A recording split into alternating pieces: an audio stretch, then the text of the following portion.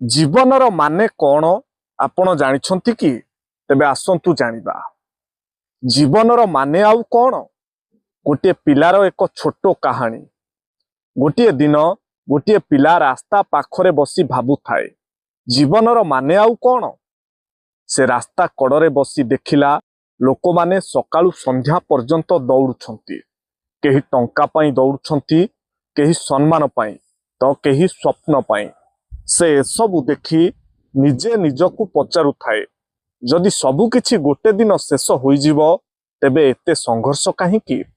काहीकि लोक माने एते कष्ट करूछंती? सेतेबेले पाखरे बसिथिबा गोटिए बुढ़ा लोक हसी कहिले, बापा, जीवनर माने बड़ किछि नुहे।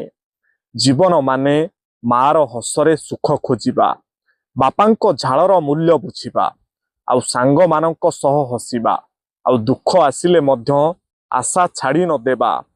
जीवनर माने हेउछि प्रत्येक दिन को शेष दिन भाबी सुंदर भावरे बंचिबा।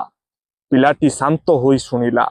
से अनुभव कला जीवनर माने हेउछि बड़ किछि पाइबा नुहे, छोट छोट सुख को मनरु अनुभव करिबा।